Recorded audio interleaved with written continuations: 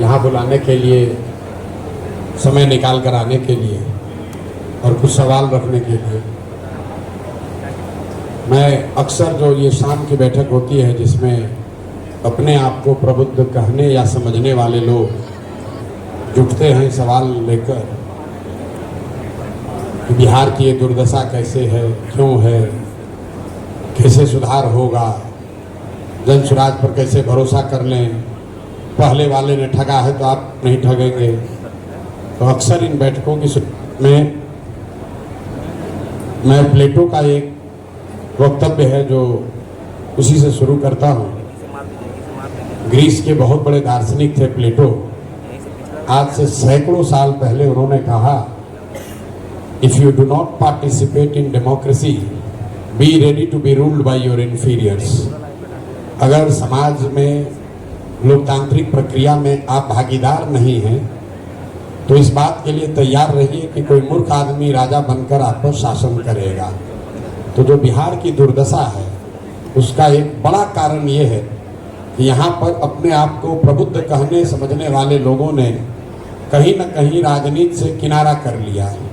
वो बैठ के ड्राइंग रूम में चर्चा करते हैं, बहुत बड़ी बड़ी टिप्पणी करते हैं, अपना उनका विचार भी हो सकता है, लेकिन वो करते कुछ नहीं।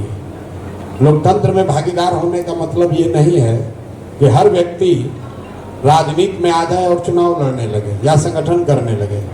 लोकतंत्र में भागीदार होने का मतलब ये है कि जागरूक नागरिक होने के नाते कम से कम आपको इतनी जानकारी जरूर हो कि आपके अगल बगल लोकतांत्रिक नजरिए से, व्यवस्था के नजरिए से क्या कुछ हो रहा है, ताकि आप उसको समझ सकें, उस पर निर्णय ले सकें, उसका क्रिटिसिज्म कर सकें या उसके सपोर्ट में खड़े हो सकें। आपने सवाल पूछा, पहला सवाल पूछा कि शिक्षा और रोजगार को आप कैसे सुधारेंगे, इस पर अपना नजरिया बताइए। बिल्कुल बताएंगे, लेकिन इसी चंपारण में, पूर्वी चंपारण में मैं कोई 47-48 दिन पैदल चला और आपने जैसा कहा कि कोई ऐसा सवाल नहीं है जिसका जवाब लोगों ने हमसे मांगा नहीं है। सिर्फ गांव में नहीं जाकर बताए, हर दिन आप YouTube पर, Facebook पर वो देख भी रहे हैं, सुन भी रहे हैं, लेकिन राजनीतिक सामाजिक तौर पर आपकी इतनी शून्यता है कि आप देखते हैं, सुनते हैं, लेकिन उसको समझने या उससे जुड़ने का प्रयास नहीं करते हैं। शिक्षा और रोजगार कैसे होगा वो फिर से अभी बताएंगे, लेकिन ये दावा कर रहे हैं कि अगले 15 दिन के बाद फिर बैठक होगी तो फिर आदमी वही सवाल करेगा, प्रधान जी बताइए तो शिक्षा मिलेगा। आपने जो सवाल किया कि आपके वर्कर यहाँ जन सरोकार के मामले में नहीं जुड़े हुए, बिल्कुल ठीक बात है।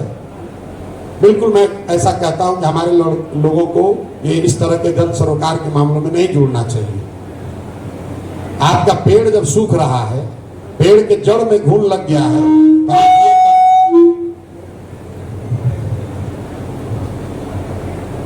तो आप ये कह रहे हैं कि इस पेड़ के पत्तियां एकदम हरी भरी रहें, इसके पेड़ पर अच्छा फल लगता रहे, इसके लिए आपको प्रयास करना चाहिए। आपको ये समझना है कि ये दुर्दशा है क्यों। जन स्वराज के लोग काम नहीं कर रहे हैं, तो गलत, ठीक बात है, आपका बिल्कुल सही आकलन है, लेकिन आप लोग तो सजग लोग हैं। ट्रैफिक की व्यवस्था तो मोतिहारी में कल खराब हुई नहीं है, भ्रष्टाचार तो कल से हुआ नहीं है, यहाँ पर तो जो समस्याएं हैं वो वर्षों से वैसे ही चली आ रही हैं। चीनी मिल तो कल से बंद हुआ नहीं है, रोजगार की समस्या तो बहुत पहले से है।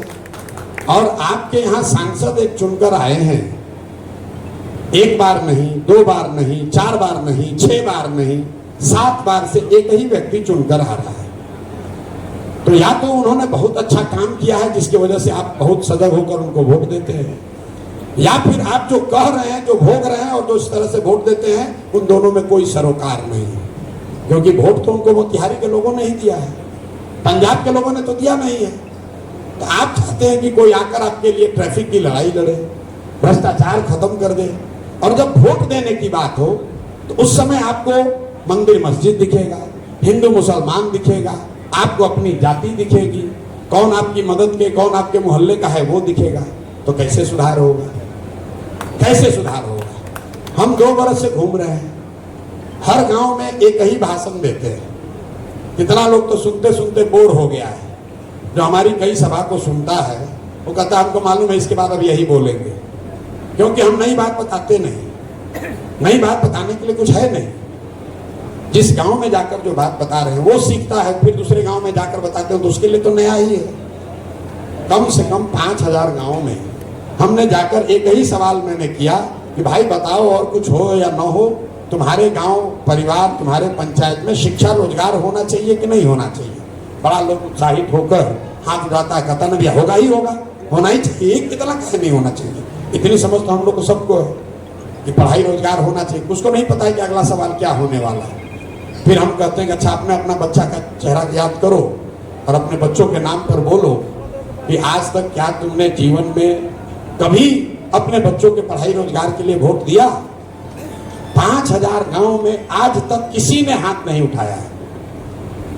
आज भी आपके यहां सभा करके आ रहे हैं, कम से कम दोनों सभा मिलाकर 25,000 लोग होंगे। एक भी व्यक्ति ने नहीं कहा कि हम भैया पढ़ाई रोजगार के लिए वोट दिए। आपको हमको लगता है कि हम लोग वोट ठीक दे रहे हैं, नेता लोग नहीं कर रहा है। हम रोज लोगों को समझा रहे हैं कि आपका बिल्कुल फंडामेंटल सोच ही गलत है। आपने जिस काम के लिए भी जिसको वोट दिया है वो काम आपका हुआ है। आपने हमने अगर अयोध्या में मंदिर बनाने के लिए वोट दिया है तो अयोध्या में मंदिर बना है। मोतिहारी में चीनी मिल चालू हो या ना हो, अयोध्या में मंदिर आपके वोट की ताकत से बना है। अगर आपने हमने नीतीश कुमार को वोट दिया भरोसा करके, तो इसी बिहार में, इसी मोतिहारी में, जहां कभी 10-10 दिन बिजली नहीं आती थी, हर घर में बिजली आई है। चाहे नीतीश कुमार की सरकार कितनी भी निकम्मी हो, जब लोगों ने बिजली के लिए वोट दिया बिजली आई है। जब लोगों ने 5 किलो अनाज के लिए वोट दिया तो कितना भी बिहार में भ्रष्टाचार है, लोगों को 4 किलो अनाज मिल रहा है। आप लालू मोदी और नीतीश की बात छोड़िए, लालू जी के बारे में लोग समझते हैं कि भाई लालू जी को तो वोट दिया, कुछ नहीं किया। ये भी गलत है। लालू जी क्या कहते हैं कि हमको जिसने वोट दिया, हमने गरीबों को, पिछड़ों को आवाज दिया, सम्मान दिया। तो अगर आप बिहार की राजनीति को जानते समझते हैं तो ये मानने में कोई गुरेज नहीं है कि लालू जी के राज में और कुछ हुआ चाहे नहीं, जो गरीब और पिछड़ा था उसको आवाज और सम्मान मिला है, उससे आप इनकार नहीं कर सकते हैं। अगर आपने सिलेंडर के लिए वोट दिया तो सिलेंडर सबके यहाँ बट गया। गुजरात के विकास के लिए वोट दिया तो गुजरात में आप बिजनेसमैन आपसे ज्यादा तरक्की कर रहा है। बिहार का लड़का जाकर पहले पंजाब हरियाणा में खेत काटता था, गुजरात में जाकर नौकरी कर रहा है। लोकतंत्र में आप किसको वोट देते हैं इसका ज्यादा महत्व नहीं है, किस बात के लिए वोट देते हैं इसका महत्व है। और बिहार में समस्या यह है कि हम लोग को किस विषय पर वोट दे रहे हैं इससे मतलब नहीं है, किसको वोट दे रहे हैं इस पे ज्यादा लगे हुए हैं। अरे भाई, अगर आप वोट दीजिएगा मंदिर के लिए तो मोतिहारी में चीनी मिल नहीं बनेगा। यहाँ पर इसी मोतिहारी में मोदी जी 2014 में आए थे। आप तब मोदी जी को इतना नहीं जानते होंगे, आप तो सुशील मोदी को जानते होंगे। नरेंद्र मोदी का स्पीच हमने लिखा है इसी मोतिहारी ग्राउंड में 2014 में। उन्होंने कहा कि इसी चीनी मिल से बनी हुई चीनी से चाय पिएंगे तब वोट मांगने आएंगे। आप कहिए भैया तो मोदी जी का आप ही सिखाए थे, आप ही का गलती है। ठीक बात है, मेरा गलती है। उस चुनाव के बाद मोदी जी कितनी बार आ गए, 5 बार 6 बार चुनाव हो गया, आज तक वो मिल चालू नहीं हुई। लेकिन लोग यहाँ मोतिहारी के लोग किसको वोट दे रहे हैं? लगातार उसी बीजेपी वोट दे रहे हैं। वो चीनी मिल नहीं चालू हुआ, छोड़ दीजिए। हम जब यहाँ पैदल चले तो लोगों ने कहा भैया इसके लिए आवाज उठाइए। हमने काहे उठाए? उस चीनी मिल के बकाये राशि के भुगतान के नाम पर कट्ठा करके जमीन बेचा गया है, कब्जा किया गया है। और कौन लोग कब्जा किए हैं? उन्हीं लोग को आप लोग वोट देते हैं। और यहाँ खड़े होकर बड़ा बड़ा बात कहिएगा, कैसे होगा? नहीं हो सकता। जो बोइएगा वही काटिएगा, जो बोइएगा वही काटिएगा। गलत को वोट दीजिएगा तो गलत ही होगा, वो चाहे भाजपा का हो, छुट का हो, राजद का हो या किसी जदयू का हो। लोग कहते हैं भैया ये बात तो ठीक है, हम लोग के पास विकल्प नहीं था। बिल्कुल सिरे से गलत बात है। आप लोग तो पढ़े लिखे लोग हैं भाई। संवैधानिक व्यवस्था है कि अब एक ईवीएम पर नोटा भी है। लोग कहता भैया नोटा को दबाने से क्या होगा? बिल्कुल होगा। अगर नोटा को सबसे ज्यादा वोट मिल जाए तो फिर से यहाँ पर चुनाव होता, लोगों को फिर से नए प्रत्याशी देने पड़ते। ये संवैधानिक व्यवस्था है। तो आपको तो वो करना नहीं है, आपको तो वोट देना अपना संबंध बनाने में नेताजी को। अब फिर सोचिएगा कि कोई दूसरा आदमी आए, हमारा लड़ाई लड़ के हमारा ठीक कर दे। बिहार के आदमी को सुधरना नहीं है। यहाँ के लोगों को 5 बरिस बैठ के गलचौर करना है। हम लोग भोजपुरी में कहते हैं ना, बकैती बहुत है। गांव में चलते हैं तो लोगों को यहाँ राजनीति बहुत समझ में आता है। काम कुछ नहीं करता है, लेकिन राजनीति बहुत बतियाता है। गांव में चलते कहता है भैया वो फिलिस्तीन इजराइल में लड़ाई लगा है, वो कैसे सुधरेगा, फिलिस्तीन का कैसे होगा। यूक्रेन रशिया में जो लड़ाई चल रहा है तो उसमें क्या लगता है रशिया वर्ल्ड वार 3 हो जाएगा। बिहार के गांव में बैठ के लोग इस तरह का सवाल करते हैं, मजाक नहीं कर रहे हैं। ये सब समझ उसको है, खाली ये नहीं समझ है कि अपने बच्चा का पढ़ाई या रोजगार कैसे होगा। तो जब तक यहाँ के लोग नहीं सुधरेंगे तब तक खाली बात करने से कुछ नहीं हो सकता है, कुछ नहीं हो सकता है। एक प्रशांत किशोर आए कि 10 प्रशांत किशोर है। कुछ लोग खड़ा होकर कहता है कि भैया आप पर काहे भरोसा करें, क्यों आप पर भरोसा करें, आप ही तो ठग सकते हैं। हम कहते भाई बिल्कुल भरोसा मत करो, हम शकल से इतने बड़े बेवकूफ तो नहीं दिखते हैं कि हमको आपको अगर ठगना हो, आपका गला काटना हो तो कहेंगे कि हम आपको ठगने वाले हैं। इस सवाल का कोई मतलब है कि भैया आप पर भरोसा कैसे करें। अरे भाई अगर आपको आपके साथ हमको घात करना है तो क्या कभी मैं जीवन में कहूंगा कि आपके साथ धोखा करने वाला हूं। आपको तो यही ना कहूंगा कि आप हम पर भरोसा कीजिए, आगे ना जाकर आपके घात करेंगे। जो हिंदी का शब्द है विश्वासघात, उसमें विश्वास पहले है, घात बाद में है। जिस व्यक्ति पर आप विश्वास नहीं कीजिएगा वो आपके साथ घात नहीं कर सकता है। तो घात करने वाला आदमी कभी ये नहीं कहेगा कि आप हम पर भरोसा मत कीजिए, हम आप पर घात करने वाले हैं। फिर आप निर्णय कैसे लेंगे। निर्णय लेने का एक फॉर्मूला है। भाई मान लीजिए आपको डायबिटीज है, चीनी का रोग है, डॉक्टर को दिखाए मोतिहारी में, चीनी का रोग नहीं सुधरा। फिर पटना गए, वहां पर भी डॉक्टर ने कहा, कुछ दवा दे दिया, चीनी कंट्रोल में आ गया, रोग नहीं ठीक हुआ।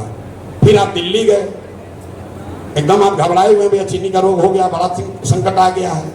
दिल्ली गए, वहां भी डॉक्टर ने कहा कि ना भैया कुछ भी कर लीजिए, अब ये रोग ठीक नहीं होगा, संयम से रहिए, योगा कीजिए, पदयात्रा कीजिए, सुबह में टहलिए, ज्यादा चीनी मत खाइए, तब आप काम आपका चलता रहेगा। आप घर आ गए, भाई चीनी का रोग है, अपने दोस्त मित्र परिवार को भी बताते हैं, अब हमको संयम से ही रहना पड़ेगा, जो है उतना ही ठीक है, अब हम बहुत स्ट्रांग नहीं हो सकते हैं। आपने अपनी स्थिति को स्वीकार कर लिया, अंग्रेजी में कहते हैं पैलिएटिव केयर, कि भैया हम मरे नहीं और स्थिति बिगड़े नहीं, संयम से रहे। किसी ने अचानक दोस्त ने मित्र ने आपको बता दिया कि भैया बंगलोर में एक नया डॉक्टर आया है, वो बता रहा है वो दवा ऐसा कर रहा है जिससे चीनी का रोग का इलाज हो जाएगा।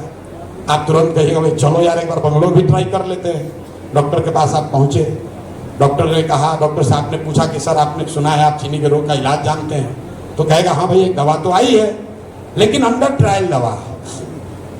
अमेरिका में अंडर ट्रायल दवा है, 50% चांस है कि शायद आपका चीनी का रोग ठीक भी हो जाए, थोड़ा रिस्क भी है, साइड इफेक्ट भी हो सकता है। आप क्या कहिएगा?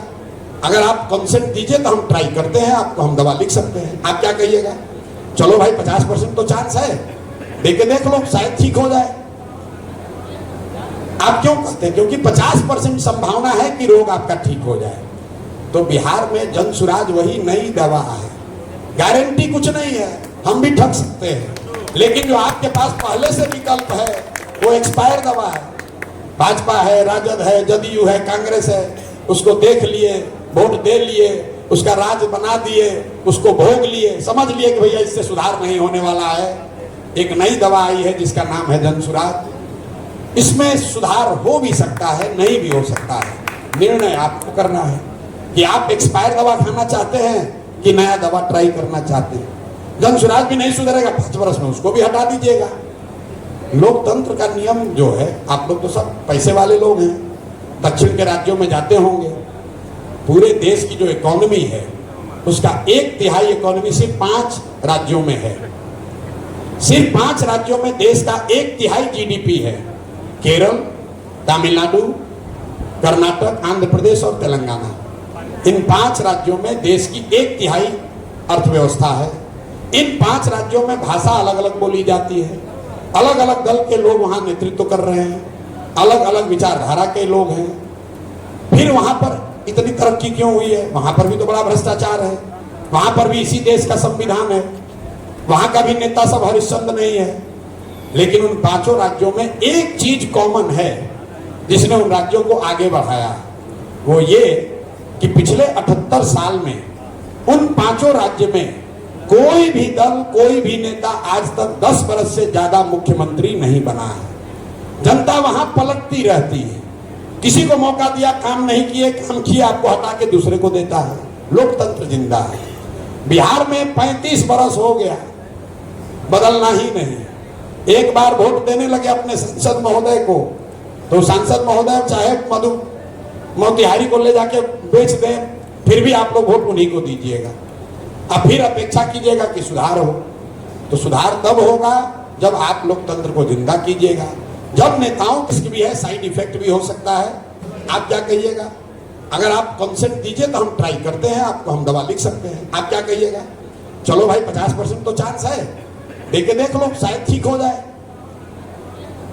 आप क्यों कहते हैं? क्योंकि 50% संभावना है कि रोग आपका ठीक हो जाए। तो बिहार में जन सुराज वही नई दवा है, गारंटी कुछ नहीं है, हम भी ठग सकते हैं, लेकिन जो आपके पास पहले से विकल्प है वो एक्सपायर दवा है। भाजपा है, राजद है, जदयू है, कांग्रेस है, उसको देख लिए, वोट दे लिए, उसका राज बना दिए, उसको भोग लिए, समझ लिए कि भैया इससे सुधार नहीं होने वाला है।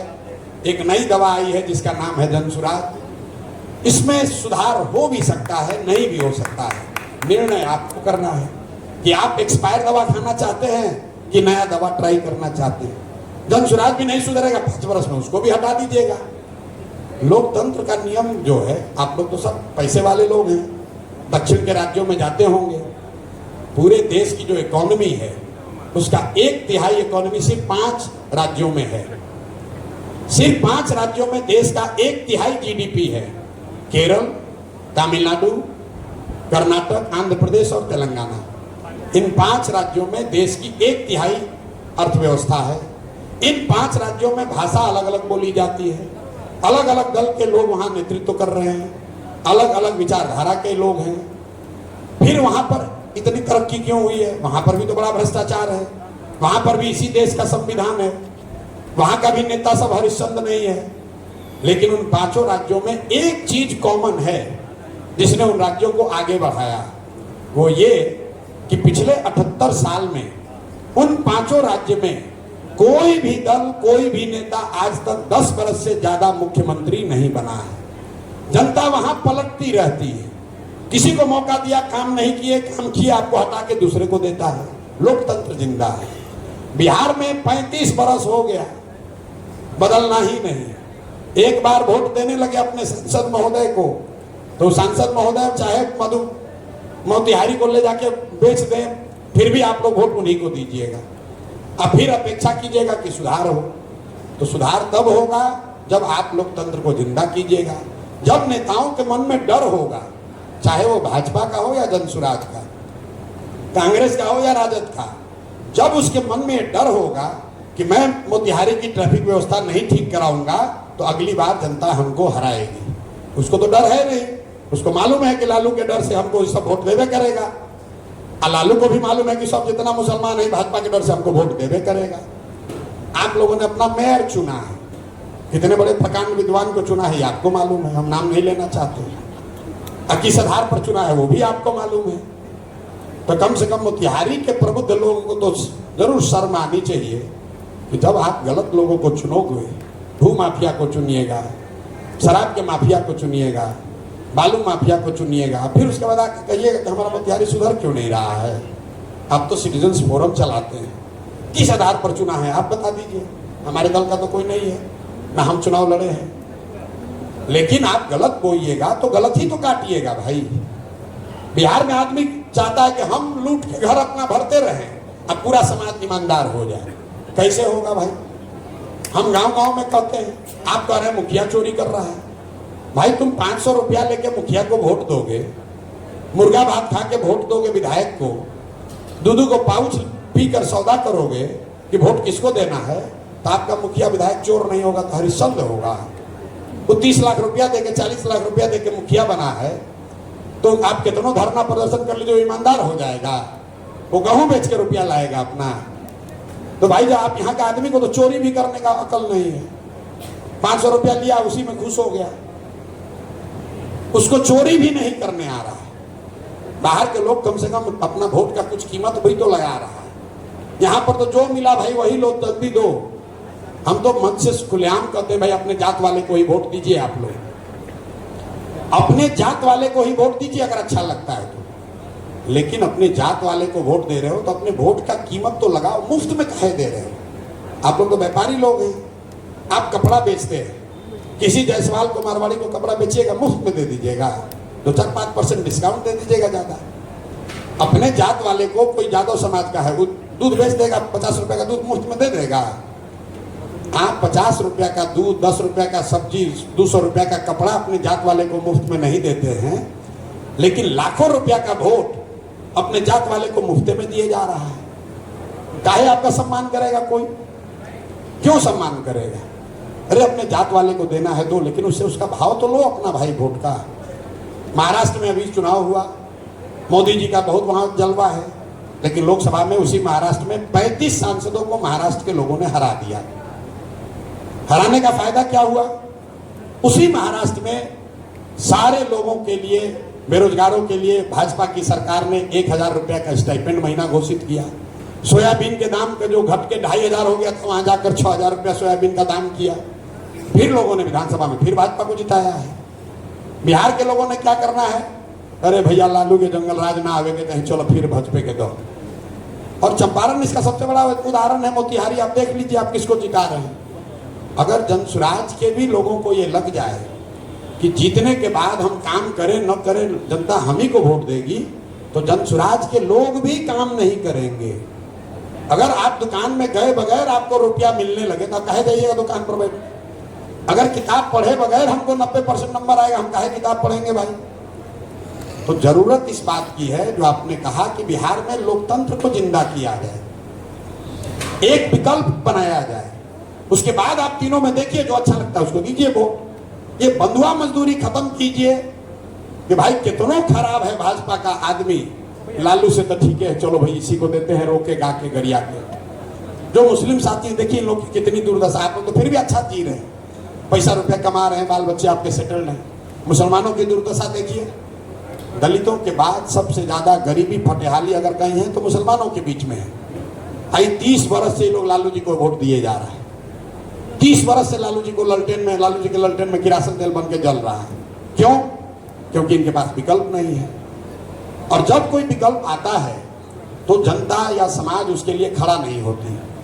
कोई अच्छा आदमी मोतिहारी में खड़ा हो जाए, जनसुराज को मारिए गोली, कोई अच्छा आदमी व्यापारी वर्ग से ही खड़ा हो जाए तो सब लोग कहेगा हाँ आदमी तो बहुत बढ़िया है, आदमी समाज के लिए सोचता है, चिंता करता है, लेकिन चुनाव ना जीती हम, अरे बिहार में ना चली हम, मोतिहारी में तो मजबूत आदमी चाहिए। कोई अच्छा आदमी खड़ा होता है तो आप और हम अपने दुकान, अपने ऑफिस, अपने घर में बैठकर हंसते हैं, मजाक उड़ाते हैं कि भाई चली हाँ ना चली हाँ, निका दमे नहीं खे, हमने कहा मजबूत आदमी चाहिए। आप उसको हरा देते हैं, ये कह के हराते हैं कि अरे भाई अगर जीत भी जाते तो क्या कर लेते। कोई आके पूछेगा भाई इतना अच्छा प्रोफेसर साहब खड़े थे, काहे नहीं वोट दिए? तो आप क्या कहते हैं? अरे जीत भी जाते तो क्या कर लेते अकेले।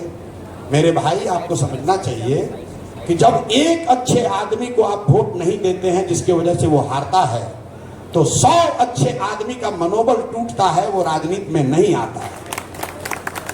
क्योंकि आदमी एग्जाम्पल देने लगता है कि वो खड़ा रहा ना प्रोफेसर साहब, मिलल वोट 2200 वोट तो मिलल हो गई ना।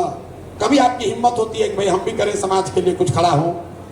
गलती से आपने परिवार में कह दिया, हम सोचते हैं इस बार चुनाव लड़ेंगे, हम सुधारेंगे, तो घर वाला क्या कहता है, पगला गए हो क्या भाई, अभी बाल बच्चा है, दुकान है, सभी क्या चक्कर में पड़ रहे हो, किनारे रहो यार।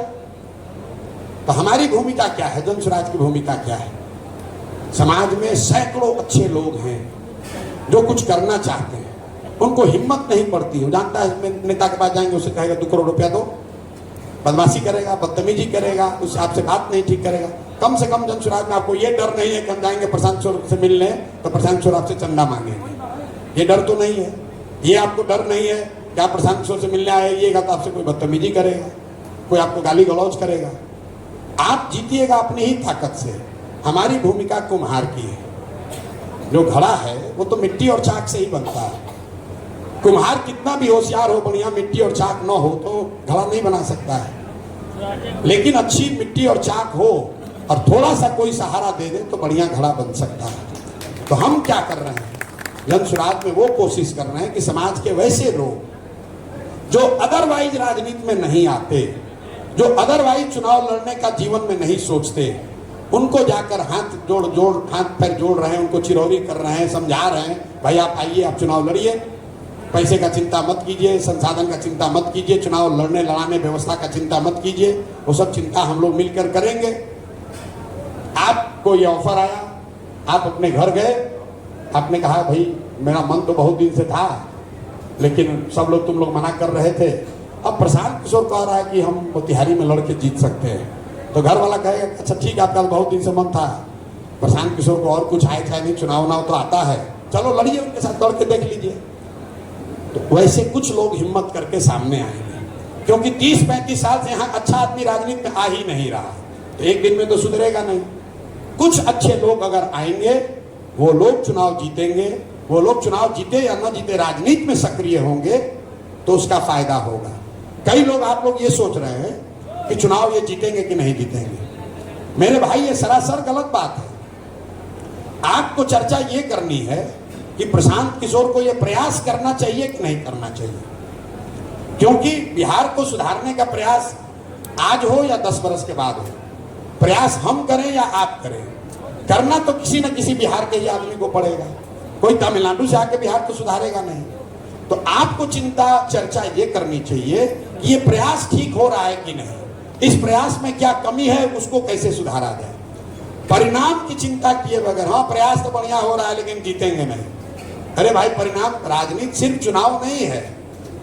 आप लोग तो यहाँ गांधी जी की बात करते हैं, चंपारण की धरती से ही गांधी का एक तरह से भारत में उदय हुआ है, गांधीवाद का, सत्याग्रह का। जिसको भी हम लोग आजादी से पहले बड़ा नेता मानते हैं, उसमें ज्यादातर लोग तो कभी एमएलए भी बने ही नहीं, वो तो कभी चुनाव नहीं लड़े। तो क्या समाज पर उनका प्रभाव नहीं था? क्या उन्होंने समाज की धारा को बदला नहीं? राजनीति सिर्फ चुनाव नहीं है, चुनाव भी एक महत्वपूर्ण है, वो जीतना हारना भी महत्वपूर्ण पहलू है। हम तो एमएलए नहीं है, लेकिन हजारों लोग क्यों सुनने आ रहे हैं? हम तो, आप ठीक कह रहे हैं, हम तो ट्रैफिक के लिए धरना नहीं दिए, हम तो नाली गली नहीं बनवाते हैं, हम तो किसी का मदद भी नहीं करते हैं। हम इसलिए नहीं मदद करते हैं कि हम एक दिन मदद कर भी दें तो कितना लोग का मदद करेंगे। ये मछली बांटने से समाज नहीं सुधरेगा, उसको मछली मारने सिखाना होगा। जिस दिन लोग ये समझ जाएंगे कि उसके वोट की कीमत 500 रुपया नहीं है, उसके बच्चों की पढ़ाई रोजगार है, तो अपने आप विद्यालय सुधरेगा, अपने आप रोजगार सुधरेगा। राजनीति जब तक समाज नहीं सुधरेगा तब तक राजनीति नहीं सुधर सकती है। और आप सोच रहे हैं कि धरना प्रदर्शन करके सुधार देंगे, वो तो त्वरित बात है, हम सारे दिन यहाँ बैठ जाएंगे, ट्रैफिक सुधर जाएगा। लेकिन लोगों का जो जीने का शैली है, आप लोग दुकान चलाते हैं, दुकान कहाँ है, उसको बढ़ाकर खोले कहाँ है, सामान कहाँ लगाए हैं, उसके आगे ट्रैफिक वाले कहाँ लगवा रहे हैं मोटरसाइकिल, आप जरा बताइए। ट्रैफिक की समस्या कैसे नहीं होगी? किस नेता का दम है यहाँ कि उस पर बुलडोजर चलवा दे? सारा व्यापारी वर्ग, सारे लोग नाराज हो जाएंगे, वोट गड़बड़ा जाएगा। तो जब तक आप में हम में ये चेतना नहीं आएगी तो ट्रैफिक का समस्या कैसे खत्म होगा? अभी रात हो गया है, चलिए आप तो मोतिहारी के रहने वाले हैं, चलिए अभी जो सड़कें दिन में चौको ब्लॉक है, जहां खड़ा होकर नहीं चला जा सकता, वहां हम लोग फर्राटे से गाड़ी से निकल सकते हैं। दिन में ट्रैफिक की समस्या इसलिए होती है कि जो भी जहां है अपना है उसमें बैठा है और बाकी सब कब्जा करके रख लिया है।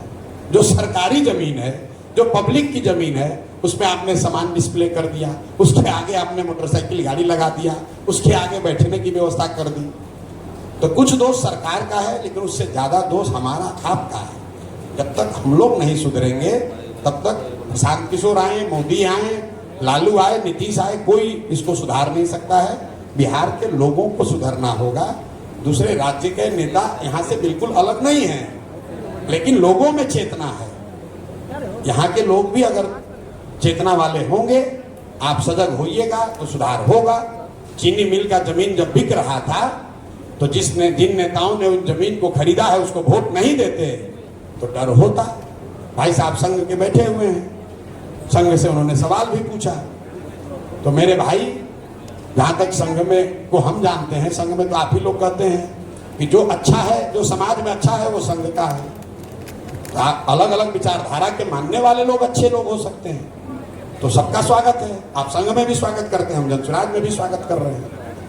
और जो आपने कहा आजादी से पहले कांग्रेस की बात, तो रोज हम मंच से कहते हैं कि बिल्कुल हम लोग किसी के विरोध में नहीं है। हर विचारधारा, हर व्यक्ति का स्वागत है। जो भी व्यक्ति बिहार का सुधार चाहता है उसका जनसुराज में स्वागत है। जो भी आजादी से पहले देश की आजादी चाहता था उसको कांग्रेस में स्वागत था।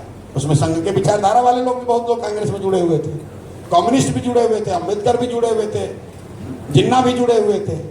तो जो लोग भी बिहार में चाहता है कि बदलाव हो, कि भाई बहुत हुआ, अच्छा या खराब, हम लोग इस बार बदलाव करके पहले देखें, ट्राई करके देखें, नया चीज ट्राई करके देखें। नहीं सुधरेगा तो 5 साल में झाड़ू देके इसको भी बाहर कीजिएगा। 5 वर्ष पर चुनाव की जो परिकल्पना है वो क्यों की गई है? इसीलिए तो की गई है कि 5 वर्ष में आपका जीवन नहीं बर्बाद हो सकता है। आप एक निर्णय गलत लिए, नहीं सुधरा दूसरे को दीजिए, नहीं सुधरा तीसरे को दीजिए। यही नीतीश कुमार पहले टर्म में काम किए थे। 2005 से लेके 2010 में काम किए थे। 10 के बाद 15 में आते आते तो कम से कम शिक्षा रोजगार की बात तो शुरू हो रही है। पलायन पर तो आज तक कभी बिहार में कहीं डिबेट हुआ ही नहीं। यहाँ पर तो लोग नेता यही कहता है कि भाई बिहार का लड़का सब नहीं जाएगा तो दिल्ली बॉम्बे का काम ठप पड़ जाएगा। हमने 3 साल पहले सबसे पहले ये शुरू किया कहना कि दिल्ली बॉम्बे में जाकर झाड़ू लगाना, टॉयलेट साफ करना, टैक्सी चलाना, सब्जी बेचना, ये गौरव की बात नहीं है। काम कोई खराब नहीं है, लेकिन मजबूरी में अगर आपके बच्चे दिल्ली में बॉम्बे में जाकर काम कर रहे हैं तो ये गौरव की बात नहीं है, ये शर्म की बात है।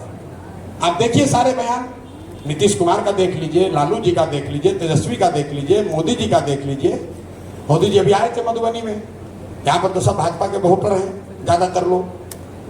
मोदी जी मधुबनी में आकर क्या बोले कि सहरसा से एक नई वंदे भारत ट्रेन चलेगी जिससे श्रमिक परिवार के बच्चों को जाने में यहां से सुविधा होगी। ये देखिए कितना बड़ा तमाचा वो मार रहे हैं मुंह पर हम लोग के। वो ऑथराइज प्राइम मिनिस्टर कह रहा है कि यहां से आपको ट्रेन दिया जाएगा ताकि आपके बच्चे मजदूर बनकर जाएंगे गुजरात में काम करने। कभी आपने सोचा कि मोदी जी जाकर ये गुजरात में कह सकते हैं? हमने सोशल मीडिया पे डालना शुरू किया है कि मोदी जी अगर हिम्मत है तो गुजरात में जाकर ये कह के दिखा दीजिए कि गुजरात से ट्रेन चलेगी जहां गुजरात के श्रमिक परिवार के बच्चे तमिलनाडु और बॉम्बे जाएंगे काम करने। कोई स्वीकार नहीं करेगा। ट्रेन होना चाहिए, लेकिन ट्रेन इसलिए नहीं होना चाहिए कि आपके हमारे बच्चे मजदूर बनकर गुजरात में, पंजाब में मजदूरी करने जाएं। अंग्रेज भी तो ट्रेन लाइन बनाया था, अंग्रेजों ने भी तो यहाँ पर जहाज पानी का चलाया था। आपके हमारे पूर्वज को पकड़ के ले गया था, चलो मॉरिशस में मसाला का खेती करना है, तो क्या आपका हमारा भला कर रहा था? अरे भाई, मोदी जी को ये ना कहना चाहिए कि बिहार में फैक्ट्री कब लगेगा। मोदी जी बिहार के भी प्रधानमंत्री हैं, गुजरात के भी प्रधानमंत्री हैं। मधुबनी में आए, उसके बाद 23 तारीख को मोदी जी गए कच्छ। कच्छ है गुजरात में, आप लोगों को तो पता ही है।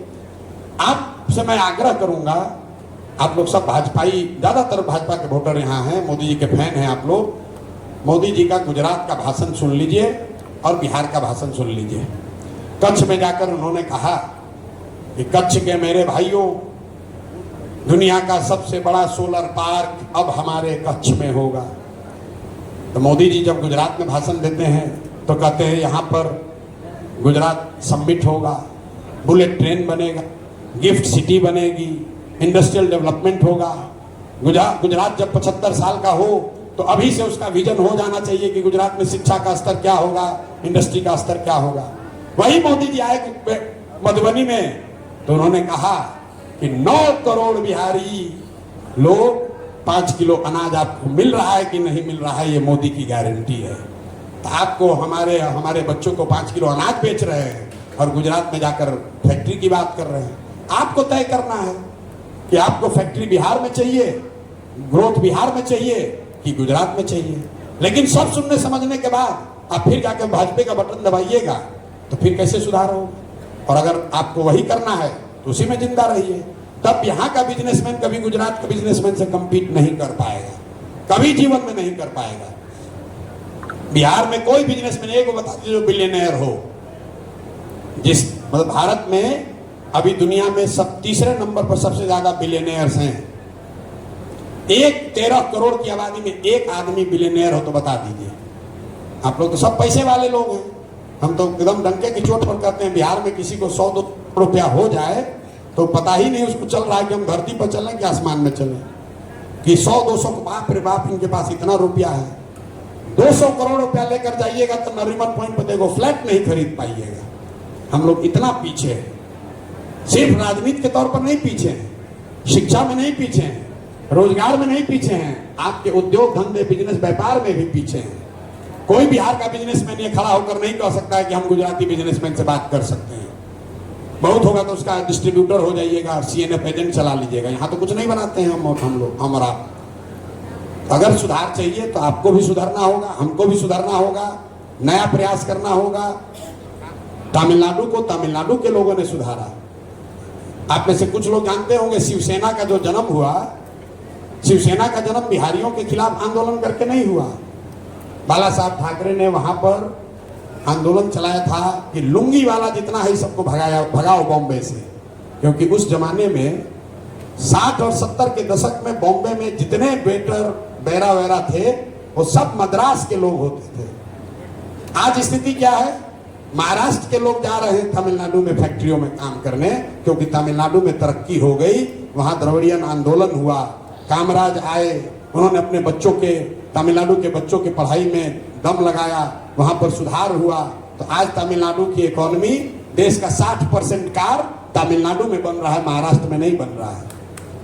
और अब हम लोग की क्या जरूरत, तो वहां पर कामराज ने सुधारा है उसको, अन्ना दुरई ने सुधारा है उसको, मोदी जी या प्रशांत किशोर नहीं सुधारे हैं। जब आप नहीं जगिएगा, बिहार में आप नहीं सुधरिएगा तो दूसरा आदमी कोई आकर नहीं सुधारेगा। सिर्फ बात करने से नहीं होगा, जो आप बात कर रहे हैं उस पर कायम रहिए। ये बताइए कि नहीं प्रशांत जी ये गलती हो रहा है, आपका ये कैंडिडेट अच्छा नहीं है, आप हमारे समाज से इस आदमी को टिकट दीजिए, ये आदमी अच्छा है, वो आपका बिल्कुल ठीक है। रह गई बात अंतिम, लोग कह रहा है भैया तो बड़ा कठिन काम लिए जो हमारा शुभचिंतक है। कोई आता है कहते भैया भविष्य तो आप ही का है, बनना तो आप ही को है, हो सकता है कि 5 वर्ष और लगे, छोड़िए, भागिएगा नहीं, हौसला बना के रखना है। उसको लगता है कि वो हमारा हौसला बढ़ाने आया है।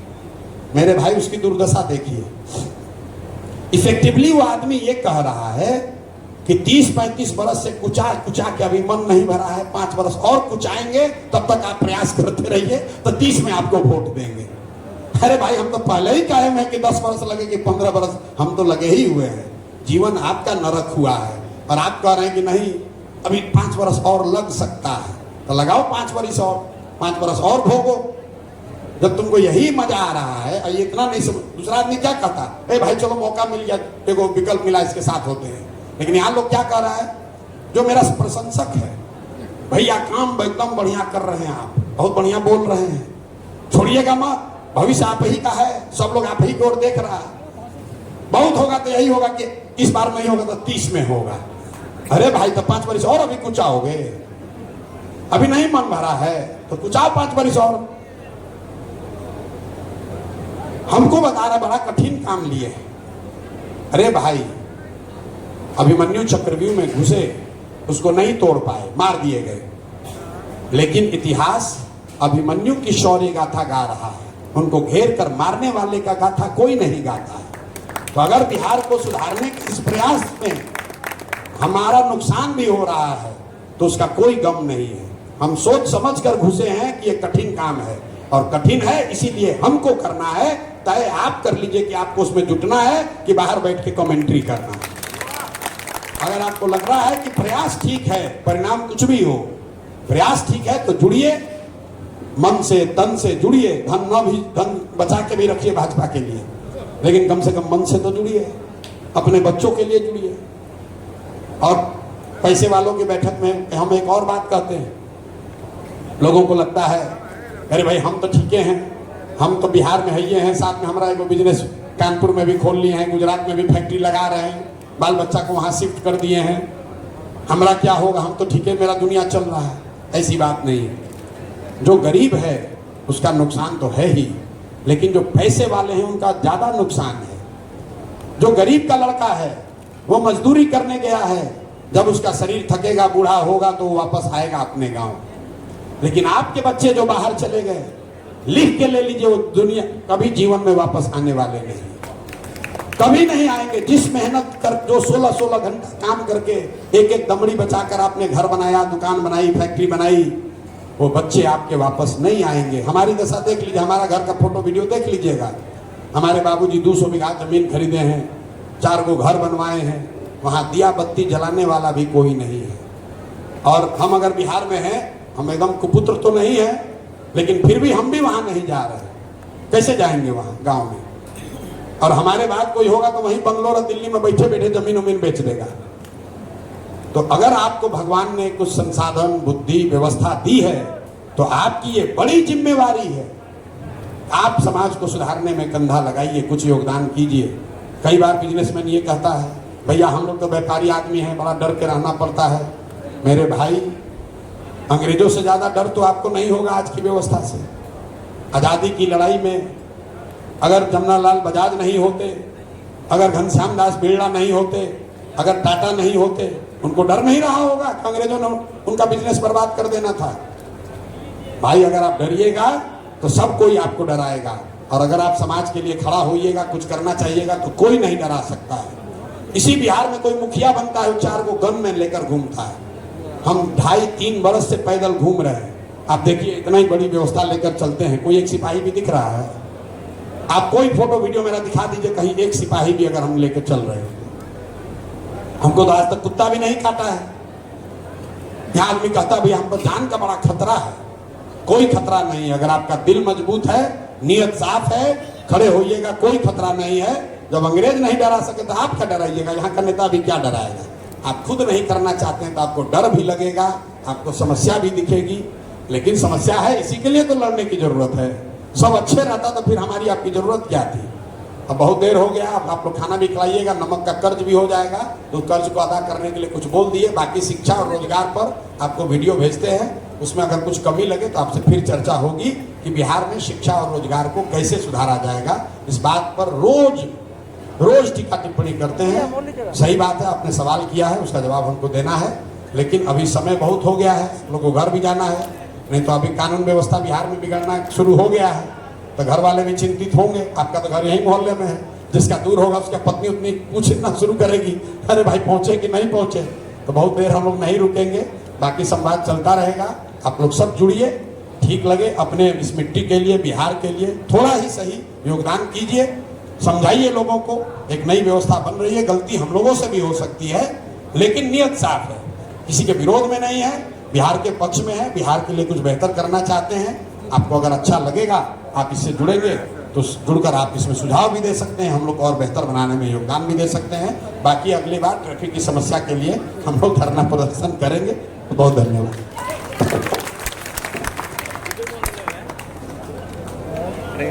उधर